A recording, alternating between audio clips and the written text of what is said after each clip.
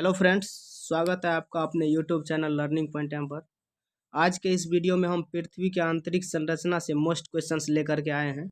यह टॉपिक छोटा सा है, लेकिन इसमें से हर बार 1 से 2 क्वेश्चंस पूछे जाते हैं। तो चलिए दोस्त, शुरू करते हैं क्वेश्चंस से पहले हम पृथ्वी की आंतरिक संरचना के बारे में थोड़ा शॉर्ट में जानने का प्रयास करते हैं। चलिए देखते हैं पृथ्वी की आंतरिक संरचना। यह 3 भागों से मिलकर के बनी होती है: भूपर्पटी, मेंटल और क्रोड। सबसे ऊपरी भाग को भूपर्पटी बोला जाता है, जिसकी मोटाई 1% के आसपास मानी जाती है। इसमें सिलिकॉन और एल्युमिनियम की मात्रा होती है, जिसका दूसरा नाम क्रस्ट है। पृथ्वी के ऊपरी भाग में मोटाई हर जगह अलग अलग होती है।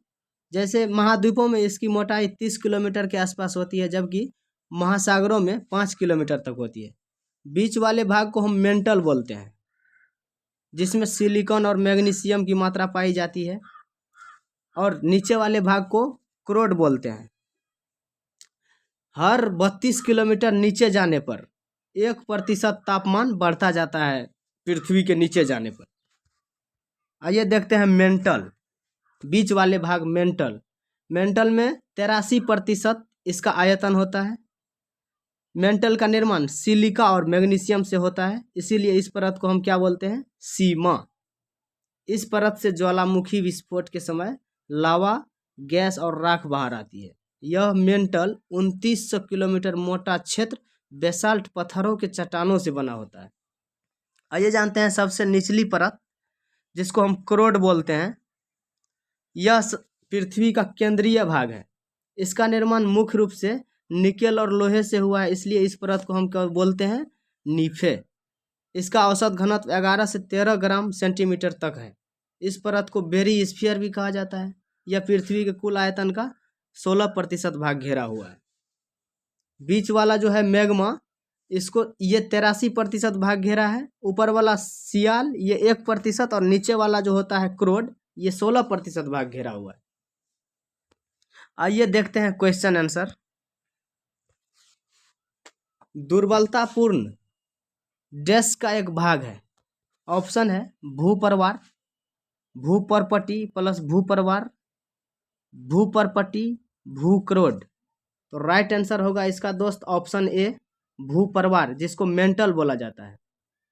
भूगर्भ में भूपर्पटी के नीचे का भाग मेंटल कहते हैं। यह नीचे से 2900 किलोमीटर तक की गहराई में पाया जाता है। आइए देखते हैं अगला क्वेश्चन। वजन के अनुसार भूपर्पटी ऑक्सीजन का लगभग कितना प्रतिशत है? ऑप्शन ए 36.6%, बी 16.6, सी 19.6 या डी 46.6। तो इसका राइट आंसर होगा ऑप्शन डी 46.6। भूपर्पटी में ऑक्सीजन 46.6% के आसपास है। नेक्स्ट, भूपर्पटी में प्रचुर मात्रा में उपलब्ध तत्वों के संदर्भ में निम्न में से कौन सी धातु भूपर्पटी में सर्वाधिक प्रचुर मात्रा में उपलब्ध है? Option A titanium, B barium, C aluminium या डी मैंगनीज। तो राइट आंसर होगा ऑप्शन सी एल्युमिनियम। भूपर्पटी में सर्वाधिक मात्रा में उपलब्ध तत्व एल्युमिनियम है। यह ऑक्सीजन और सिलिकॉन के बाद तीसरा सबसे प्रचुर मात्रा में पाया जाने वाला तत्व है। नेक्स्ट, पृथ्वी का कौन सा भाग मैग्मा का मुख्य स्रोत है? इसका राइट होगा आंसर ऑप्शन डी मेंटल।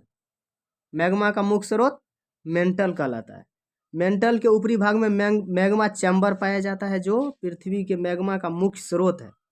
भूगर्भ में पर्पटी के नीचे का भाग मेंटल कहलाता है। यह 2900 किलोमीटर की गहराई तक पाया जाता है। इसे एथेनोस्फीयर भी बोलता है, जिसको हिंदी में दुर्बलता मंडल कहा जाता है। नेक्स्ट देखते हैं, भूपरावरण के ऊपरी भाग को क्या कहते हैं? ए दुर्बलता मंडल, बी स्थल मंडल, सी समताप मंडल या डी क्षोभ मंडल। तो राइट आंसर होगा ऑप्शन ए दुर्बलता मंडल। नेक्स्ट देखते हैं, पृथ्वी का बाह्यतम हिस्सा कौन सा है? बाह्यतम हिस्सा यानी कि बाहरी हिस्सा। तो बाहरी हिस्सा हम लोग जानते हैं, सबसे ऊपरी हिस्सा को बोलते हैं क्रस्ट, बीच वाले को मेंटल और नीचे वाले को क्रोड। तो इसका राइट आंसर होगा ऑप्शन नंबर ए क्रस्ट, जिसका नाम है सियाल, सिलिकॉन और एल्युमिनियम इसमें रहता है। नेक्स्ट देखते हैं, भूपर्पट्टी की संरचना में अभ्रक की मात्रा लगभग कितनी होती है? ए 24%, बी 4%, सी 8, डी 12। तो राइट आंसर होगा इसका ऑप्शन नंबर बी 4, यानी कि अभ्रक की मात्रा भूपर्पट्टी में 4% होती है।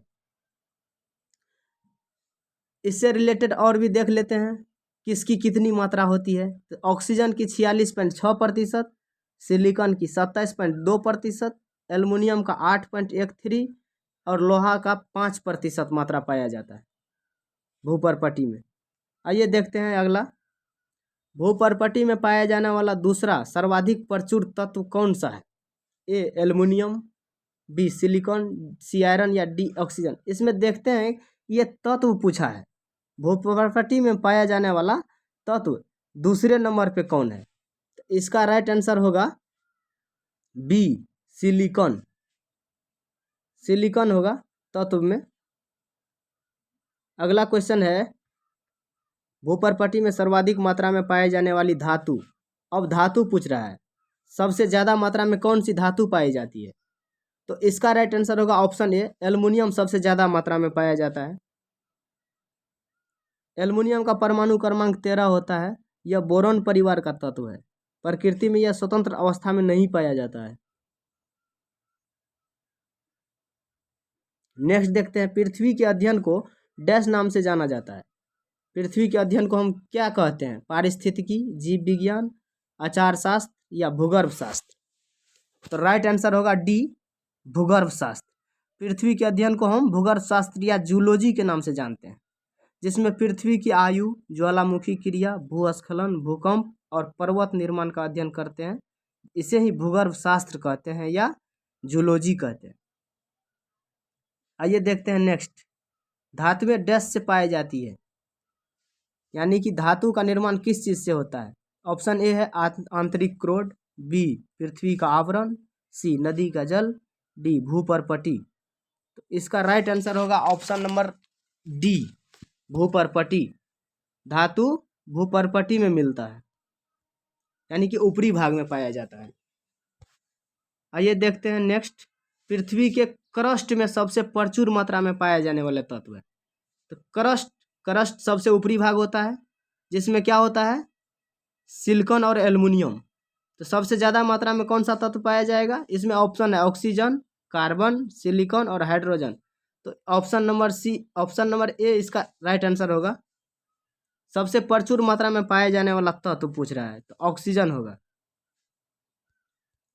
दोस्त, वीडियो अच्छा लगे हो तो सब्सक्राइब करिएगा, चैनल को सब्सक्राइब करिएगा, शेयर करिएगा। नमस्कार दोस्त, थैंक यू।